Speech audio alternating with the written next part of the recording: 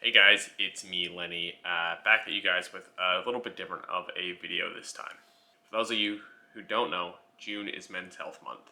It is a month that is very important to me because obviously I am a man, but it's also Men's Mental Health Month, and that is something that's even more important to me. I've been very clear on this channel multiple times about my struggles with mental health, about my struggles with eating issues, body dysmorphia, and a lot of other mental things that myself and many other men face, and it isn't talked about enough. Men's health is something that gets overlooked so often and not talked about enough. Every single day, more than 1,400 men choose to end their own life because they're suffering. Oftentimes, suffering in silence. Many people don't even know, and it sucks. And all I could say is that if you are suffering in silence, you don't have to reach out. I don't care who you reach out to, friends, family, strangers. My Instagram DMs are open if any of you ever feel the need like you need to talk to somebody. Obviously, mental health is something that's kind of important to me. I went and got this tattoo 2 years ago to keep in mind every single day that the story isn't over and to keep fighting. That's why for Men's Mental Health Month, I wanted to make this video and tell my story of how powerlifting saved my life.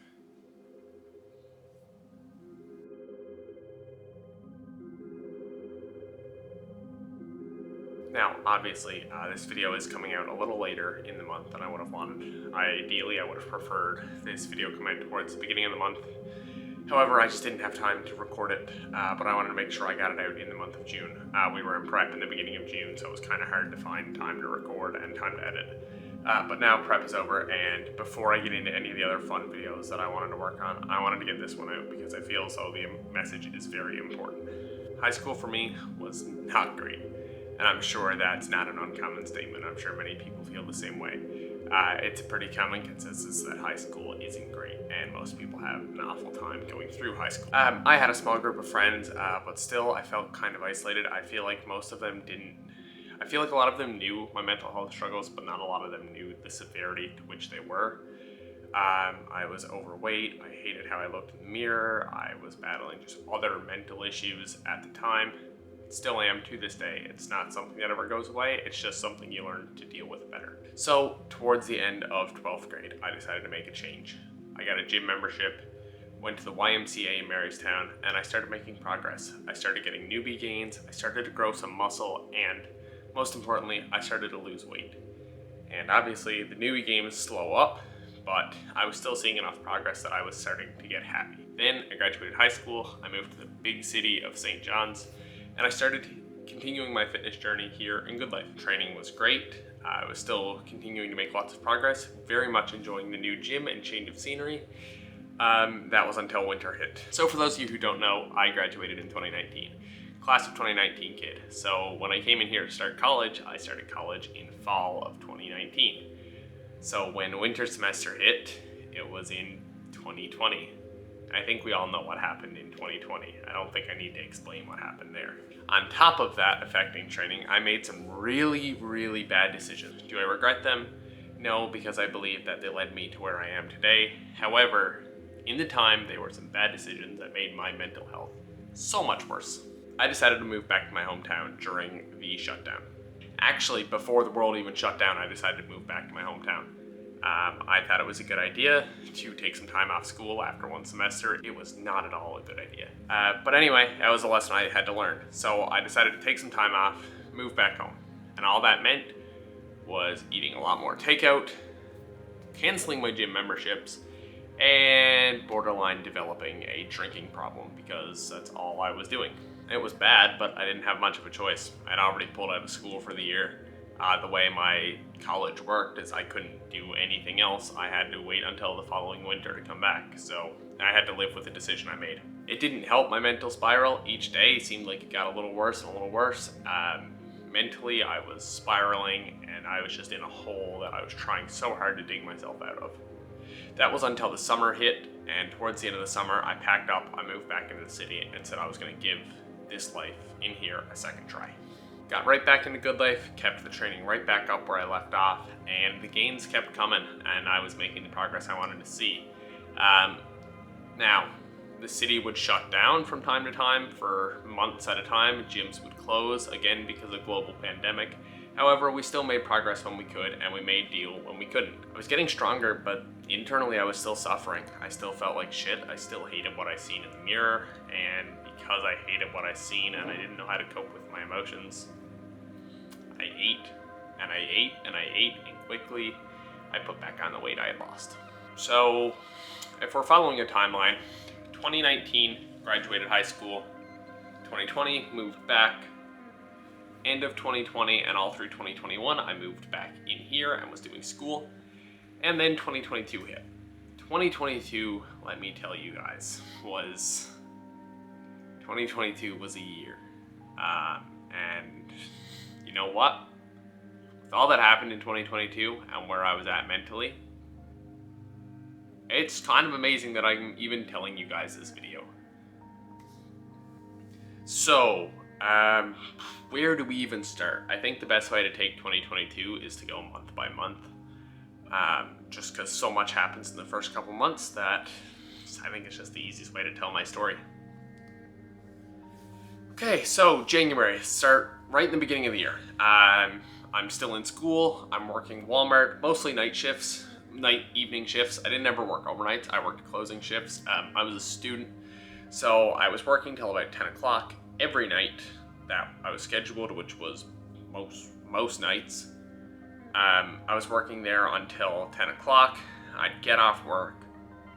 I'd probably double scoop a pre-workout, head to the gym straight from work, train for an hour, hour and a half, 2 hours. So we're looking at like 12 o'clock. Then after that, I'd go home. I'd play video games till probably 2 o'clock in the morning with some guys online. Then try and sleep, not be able to sleep, and because of that, I was taking melatonin like my life depended on it. And then I had to wake up at 9 o'clock and do it all over again for class the next day. So yeah, it was a pretty unhealthy spiral. But wait, that's just January. February hits, and very early on into February, I decided it would be a good idea to do some box jumps at the gym with a couple buddies. End up shattering 2 bones in this hand. So that took me completely out of training for a couple days. And then when I got back into training, it was just core work, some leg exercises, and basically whatever I could do without using this arm. But hey, I mean, broken bones heal, right? I won't be long getting over that. Surely it can't get worse.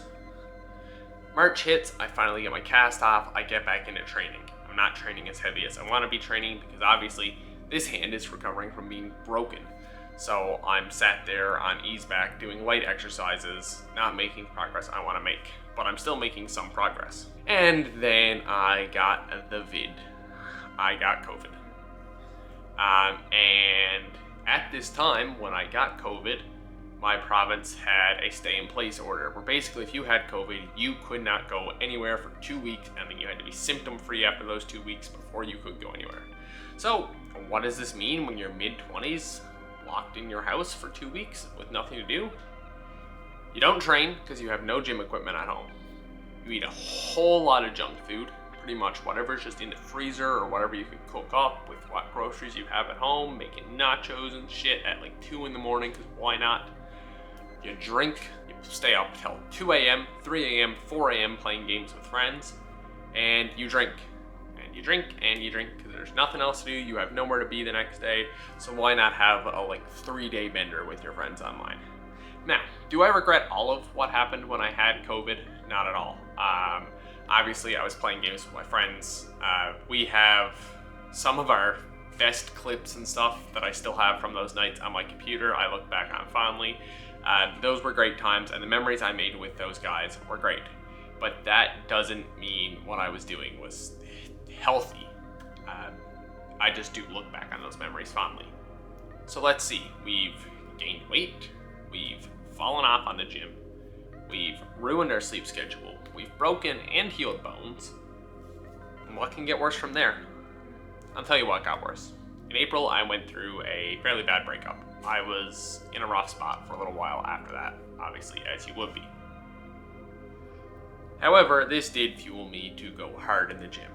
And not hard in the right sense. I trained like an absolute idiot. I'd go in every night, take copious amounts of caffeine, I'd slam a Monster at work, and then I'd dry scoop a pre-workout in the parking lot, and then I would take a caffeine pill.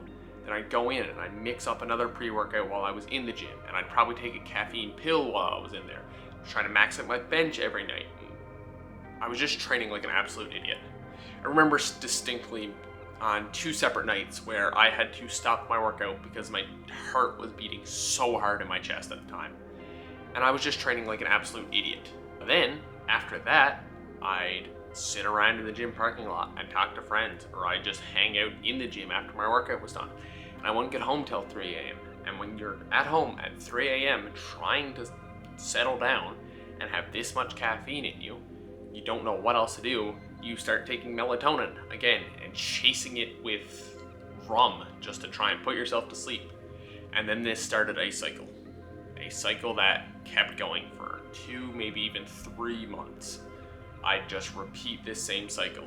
I'd wake up, I'd go to class if I had class that day, I'd go to work, I'd leave work, take a shit ton of caffeine, go to the gym, go home, have a couple drinks to fall asleep.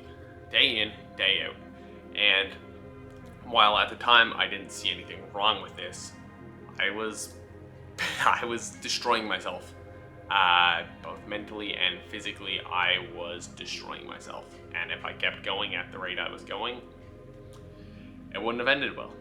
Then in June, powerlifting provincials got announced. And I was like, hey, I kind of trained some of the powerlifting exercises. I bench and deadlift regularly. I don't squat, but I think powerlifting's cool and it's interesting to me. Plus I have friends who powerlift. Actually, funny coincidence, just so happens to be the shirt that I'm wearing today, is Chris's team shirt. I was like, yeah, I know people who lift. I'm gonna go watch provincials. And I genuinely think going to watch that provincials in June was something that changed the trajectory of my life forever. I was in awe at the weights people were moving, at the energy in the room, at the camaraderie everyone had for their fellow lifters as they were lifting. I was in awe at the strength of some of these guys. And most importantly, I was amazed by the pride and smiles on their face as they completed each lift. I knew from this moment, this was something I wanted to do. But I had no idea where to start. I didn't know shit. I benched sometimes in the gym, and I deadlifted sometimes in the gym. The only thing I had to do was squat, so I said, all right, I'll start there. I'll start just doing the 3 of these things. I don't know how many reps to do. I don't know what weight to do. I'm just gonna do it. I learned to bench a little better. My deadlift got stronger, and I started squatting. It's really funny. There's a video on my phone. I'll throw it up here. I showed my girlfriend. It was one of my first squat videos I ever recorded on my phone, and she just laughed when she seen it, because I mean, everyone starts somewhere, but to now squatting become standard regularly and beating myself up if I don't, this is kind of funny. After a couple months of that, realizing I wasn't making the progress I really wanted to be making, I reached out to a friend who I knew who powerlifted. And then he told me that Chris may or may not be taking on clients. And I had known Chris. I knew Chris in high school, kind of knew him, not really, but knew enough. I reached out and was like, hey, I think I want to start powerlifting. What's up?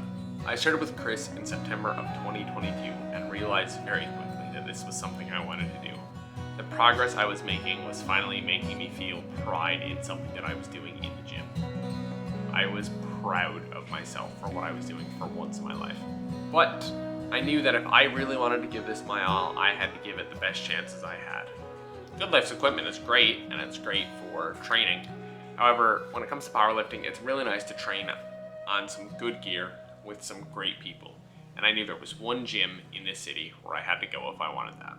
Reps was terrifying at first, but as I got to know people, got to know the equipment, got to know the gym, it became a second home to me. I got there, I started making friends, and it quickly made me feel like I was part of the community. Reps made me feel at home. The gym community was great, but the powerlifting community was even better. Both in and outside of the gym, I have made lifelong friends from training here and from the sport of powerlifting, and it felt amazing. This is where I met Kev, this is where I met John. I made some amazing friends from here, and with each session I punched in this gym, my love for the sport grew and grew and grew. And from there, the rest is history. I made friends, I did some challenges, I started posting on YouTube, I competed a couple times, cleared out a couple medals. I was finally making progress. And most importantly, I was making progress where I wanted to make progress. I was making progress here. I won't say I'm fully over it, but I've pretty much conquered my body dysmorphia. I've gotten my binge eating in control. I'm finally at a point in my life where I can say that I am proud of myself. I'm proud of what I have done. And most importantly to me, I look in the mirror and I actually like what I see for once, and I am proud of the person who stares back at me. Holy shit, I almost made it this whole video and didn't get emotional. God damn it. So yeah, that's it. That's where we are today. And most importantly, that's my story of personally how I feel that powerlifting has saved my life. And I know the title sounds clickbaity and it sounds flashy, but I hope you guys now know my story and know why I feel that's not an exaggeration. Why I feel like I would have ended up in a completely different spot. Whether that was in with the wrong crowds, whether that was in more trouble than you could shake a stick at, whether that was finding myself in an early grave. I don't know where my life would have went if I didn't discover powerlifting when I did, and I cannot say I am more proud. And I am so proud I discovered it when I did, and I don't plan on leaving this sport anytime soon. The friends that I have made along the way, the connections, and most importantly, the health and growth that this sport has given me. I am a completely different person mentally than I was 3.5 years ago. I'm proud of myself. I'm proud of what I've done with this sport, and we're only just getting started. Next week's video is going to be a little more... Next week's video is going to be a little more upbeat. Next week's video, we're going to do a little squat session, a little mic'd up squat session, talking about the future of the channel. Next week's video is going to be a little more upbeat. We're going to talk about... Next week's video is going to be a little more upbeat. We're going to talk about the plans moving forward, what's next in powerlifting. It's all going to be done during a mic'd up squat session solo. So that one's going to be a fun one. You guys won't want to miss that. But more importantly, back to the message of this story. But more importantly, back to the message of this video. You are not alone. You are not in this fight alone. We all struggle. We've all hurt. And I know how much it hurts inside. You have to keep going. You cannot let this darkness consume you. You have to keep fighting. Give it your all. Give it everything you have to keep fighting. And it does not make you weak to reach out for help. As I've mentioned before, my DMs are open. Reach out to friends. Reach out to family. I'll even find some information that I can leave below in the description if you guys need more help. With that being said, I hope you guys enjoyed. I hope you guys have a good month, and I hope you guys continue to fight. I'll see you guys in the next one.